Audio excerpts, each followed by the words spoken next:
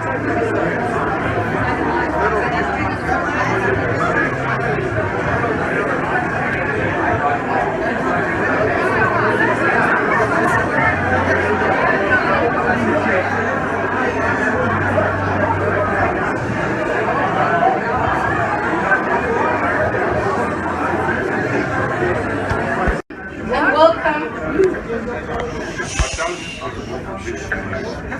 evening, everyone, and welcome to my grandfather Geoff and his best friend Clive's Thanks to All party.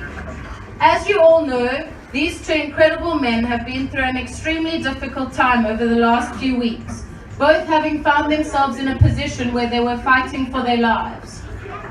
A few weeks ago, just after my Opa had been hospitalized, we were informed that Clive had a quadruple bypass and thereafter had a heart attack. He was in a serious condition and fighting for his life. This came as a great shock to all of us. As most of you know, Clive and my Opa are best friends and have been friends for over 25 years and would take a bullet for each other. So this news did not come easy to my Ops. We spent many days together saying the Shema during my early morning visits, hoping and praying that they would both get better together quickly. Every time I visit Ops, I'd always ask how Clive was doing, and when I heard that you were getting stronger, another worry was lifted off of my shoulders. Ethlyn, you're amazing. You and my granny have to be acknowledged for your devotion towards your husband. Your unconditional love and concern for your husband's health is remarkable. You have made sure that Clive is looked after like gold and that he is being kept free from stress, and he is so lucky to have you by his side. And we're lucky. There's one amazing thing that I can say about Clive and my Opa that they have in common, and this is that they both get pleasure out of helping other people. Clive is a charitable, giving person, and my grandpa always says that you are closer to him than a brother. Now, before I hand over to you, Clive, I just want to say one thing. I'm so happy that you're here with us today and that you and Opa can share such an amazing celebration together, because you're an amazing man, and to see the smile on Opa's face when he heard that you were okay was truly something special to me. May you go from strength to strength, and may this year and all the many years ahead bring you only good health, happiness, love and success. Now it's your turn to speak, and so I call up a true warrior and survivor, Clive.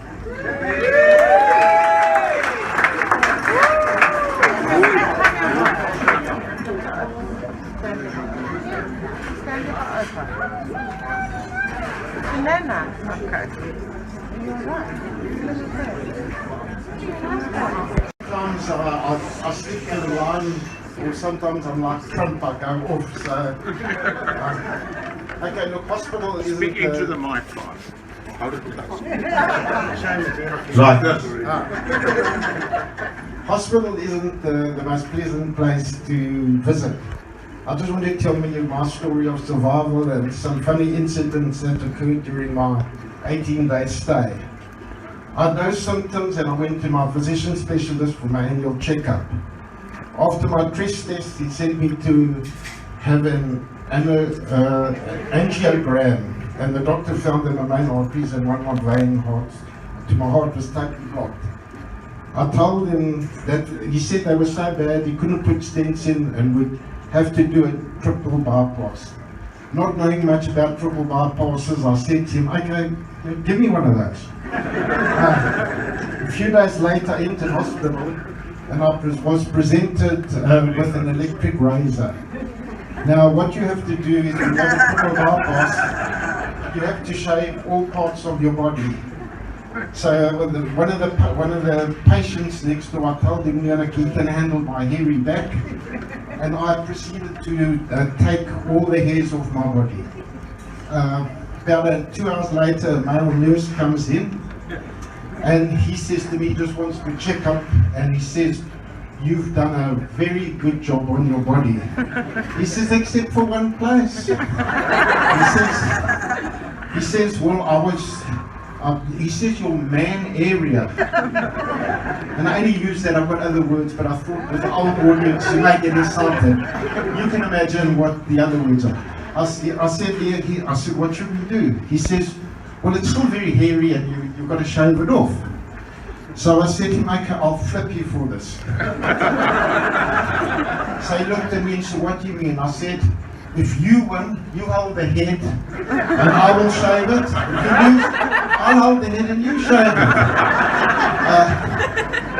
it. Being the man he was, he says, don't worry, I've done lots of those. And duly he took care of it and, you know, touching it and fiddling with it. It was my bag, and as we walked out of the ward, I said, I don't feel great. I want to lie down. So I went and I lay down, and the next thing I remember, I wake up in ICU with pipes in my mouth, and I thought to myself, but what the hell's going on here? I've just done one of these. So I thought, well, you know, possibly because it was Christmas Day, they were doing 2 operations for the price of one.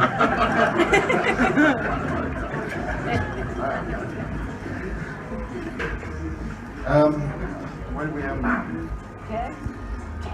Take your time, Clive. We got all night. We got all night. Yeah, I'm getting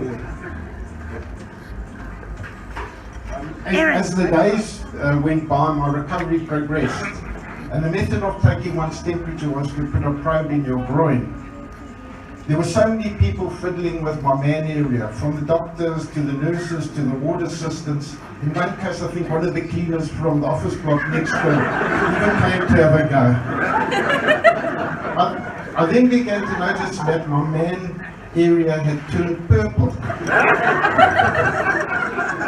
And most of the nursing staff came to have a look at this phenomenon. I'm not joking, it turned purple.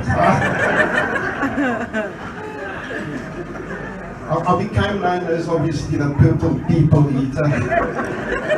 And as the news spread, two Virgin Active trainees came to have a look at it and take selfies. Finally, on the 18th day, I was discharged again. They arrived with a wheelchair, which is standard procedure to take one out. This was not for me. I kindly refused and walked out of hospital with my family and a sister. Unassisted. So just to let you know, I'm back.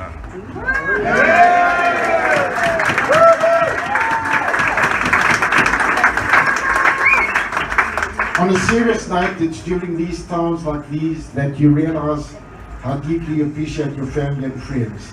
Thank you for being there for me and carrying me on your shoulders through all this. I'm so grateful and blessed to have all of you in my life.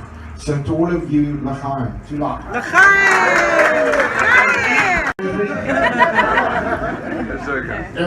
Who am I introducing? No. Oh, there. She's going back now. Okay. Yeah, Clive sits.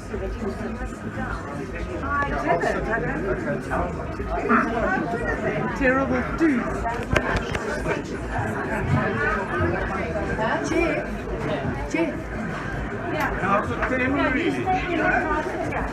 Thanks for letting my Warrior, my best friend. On the 25th of December, I thought I had lost you. I was doing my daily visit at your flat to check up on you and land before work, which had become a part of my daily routine since you got sick. However, little did I know that this day was going to be worse than others. As per usual, we were lying in bed having one of our special chats when suddenly you couldn't breathe. You held Nana and my hands tight and told us you were leaving us. I tried to stay strong, but in an uncontrollable panic, I was quickly on the phone to all the family. I was scared, and it was probably the scariest moment in my life. But I know how to be strong for you, and so I sat next to Nan holding your hand together as we reassured you that you were going to be okay. Because there was one thing that I did know at this moment, and that is that it was not your time to go, and I sure as hell was not going to let you. With their efficient service, Ezra were there in no time to get you onto oxygen and to hospital.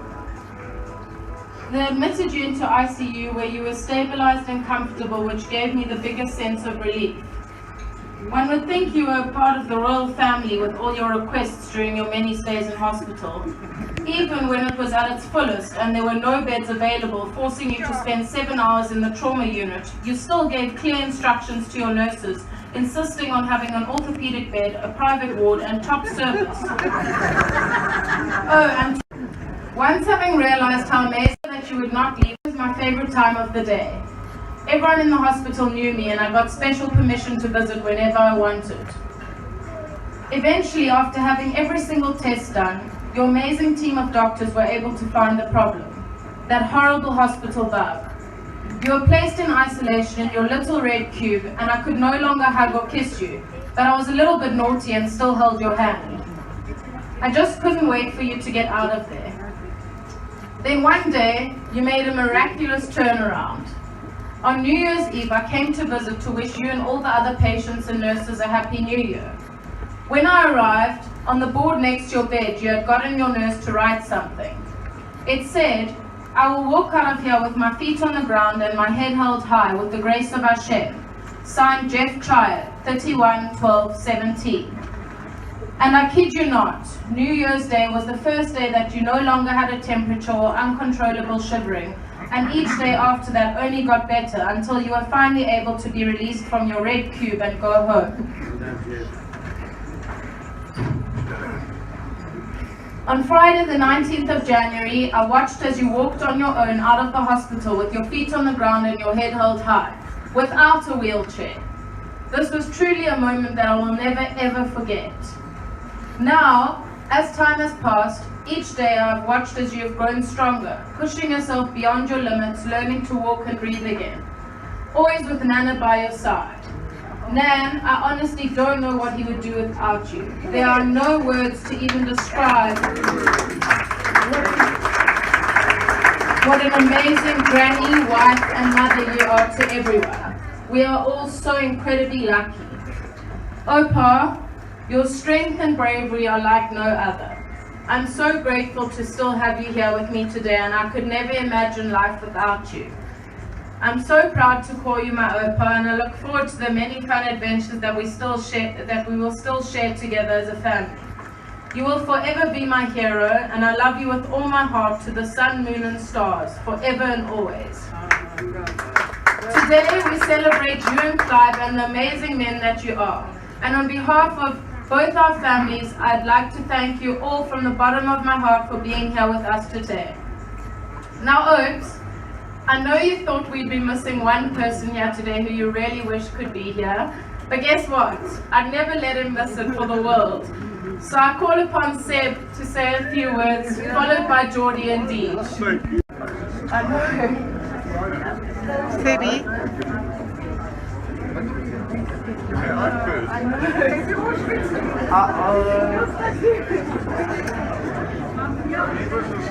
How did you get here? I came yesterday. So quickly. Let's stand over there, Sebi.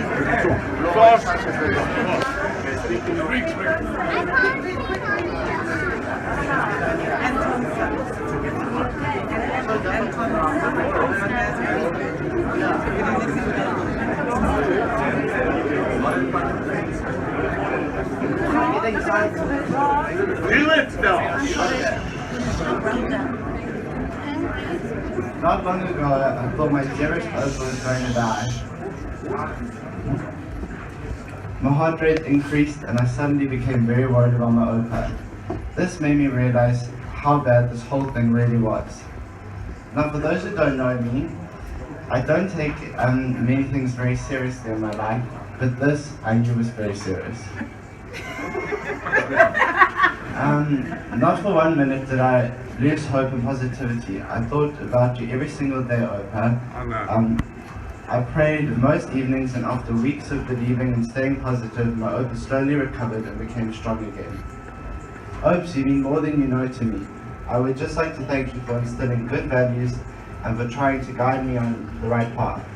You have taught your family so much, and I take your wise words to heart. I miss you terribly whilst I've been living in Joburg for the past year, and I really hope that you and Nan can come and visit me and watch me compete.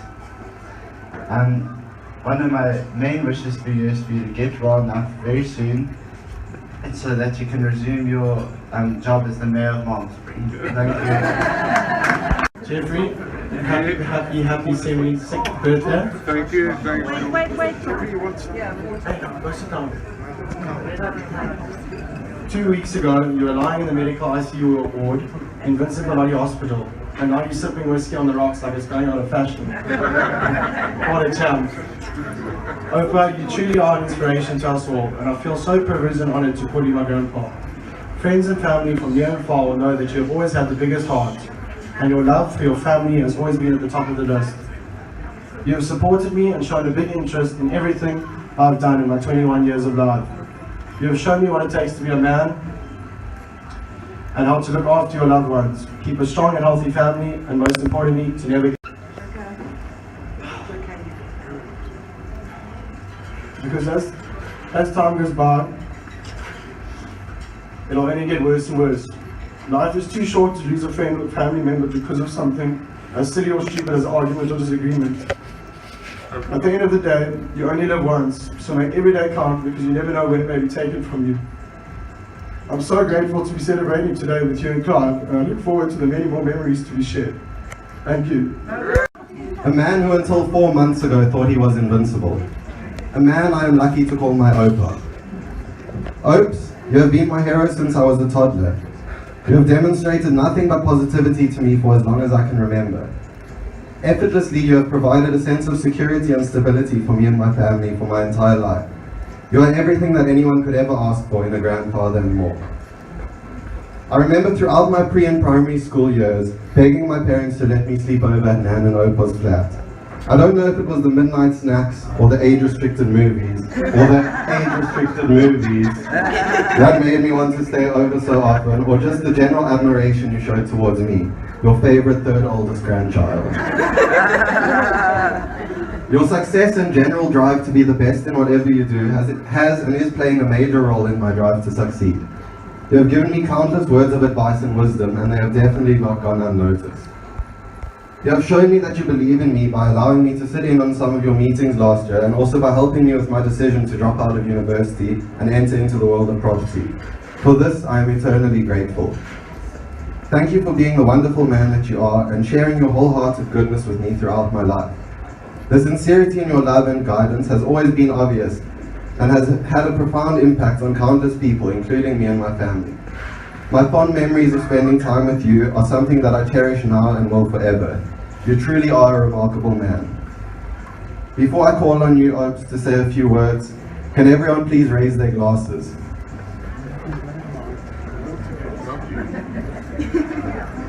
To Clive and Geoff, two very remarkable men. May we share memories, laughter and happiness for at least 25 more years. From the heart. I need to find out. So I couldn't write a speech because my hands can't write.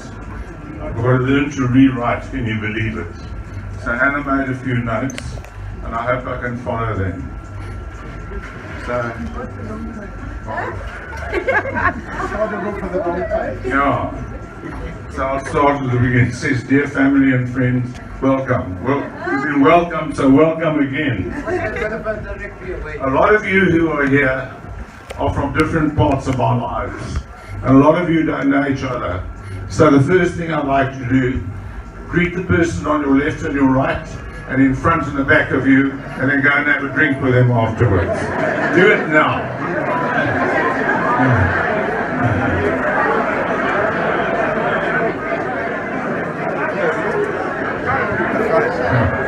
Okay, thanks.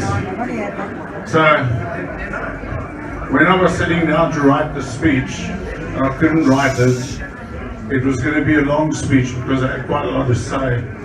Now, unfortunately, it's longer. No, I'm just kidding. This illness of mine has been going on for 5 months, 6 months, I don't know how long. Anyhow, I've met two remarkable men in my life. One is here, who I'll talk a little bit about later. But he's here, Professor Fagan. I don't know where you are. Please put up your hand. He's the dean of the faculty. He's the dean of the faculty of surgery at UCT. and he's a remarkable man, and he cut out the cancer in my neck in a very sensitive area that was very difficult to do, and I'm eternally grateful to him. The problems, as Laurie told you, really started on the 25th of December when I thought it was the end. And you know it is the end when your family come in 2 by 2, hold your hand and say goodbye, and you're then told to let the next 2 in to say goodbye. And I knew that I was dying. I really knew that I was dying. And something changed in my life. And I don't know what it is, but I believe that I did die and I saw heaven and I came back. And nobody will believe me except the true believers in this room, and there are many of them, and I will get to them as well. So my life has changed.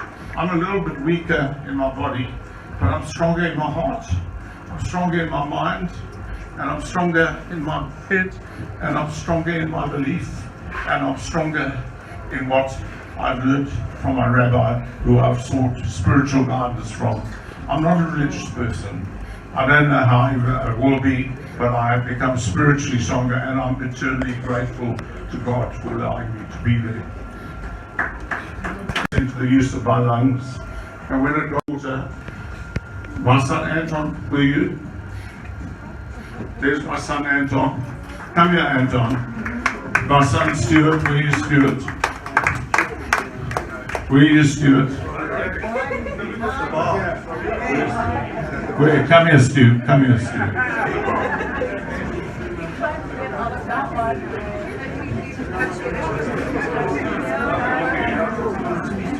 And my daughter Stacy. These are my children. Now I have 6 grandchildren. You've seen most of them, and where are they? They're all here. Where's Mikey? This is Aaron, my second oldest. Second youngest. Second youngest. My youngest is Mikey. I don't know where he is. Where's Mikey? Where's Mikey? Come here, Mikey. And the other 4 made speeches, so you have some understanding of the quality of my grandchildren. And I am so proud of them. And this I want to introduce you to is my life and my family. And this is all I live for and all I care for. And these are my children and grandchildren, and these are my friends. So that's the story.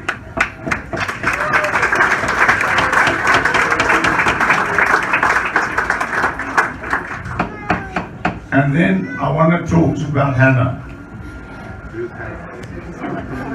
I met Hannah when she was 12 and I was 13.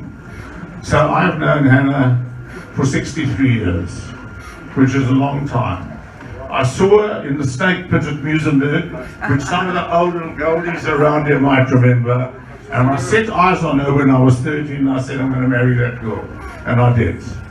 And we've had our fights and ups and downs, but here we are. And she looked after me like I was the most important thing in the world to her.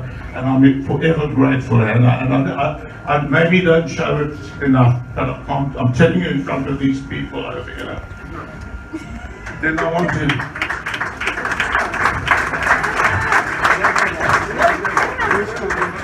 And then I want to thank my eldest granddaughter, Laurie, who is an angel.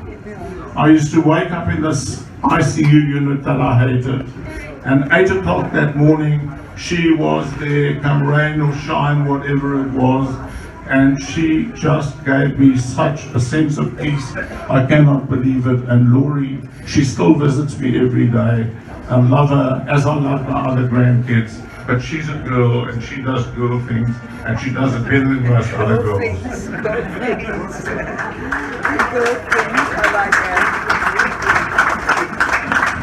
And then there's another special thank you to my thank you, my baby. My secretary, Michelle. Where are you, Michelle? Where's Michelle? Michelle is here. Come here, Michelle. Come here, Michelle. Where is she? Here's Michelle. Michelle has been working for me for 30 years. Michelle is my left hand, my right hand, my daughter. She's part of our family. She knows more about my business than anybody else. I got sick when the builders' holidays took place, which is our holiday period, she gave up every single day of a holiday to spend in hospital with me. Michelle, thank you. I love you.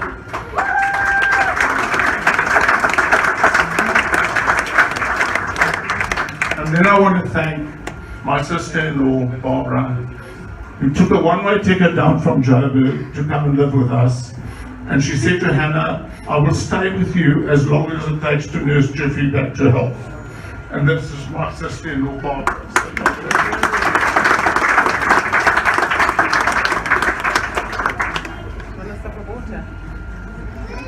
To all those friends who are here today, to all the members of this bowling club, I want to talk about you. I want messages from most of the people in this bowling club. I cannot tell you how it helped in my recovery. It was as if I had this permanent prayer to Hashem, to God, to say, please make him better and let him survive. And it was as if I could hear this prayer, and as if the prayer was being answered. So I just wanted to say thank you all from this bowling club who prayed for me, who sent me messages. I cannot tell you how much it has been appreciated. Getting there.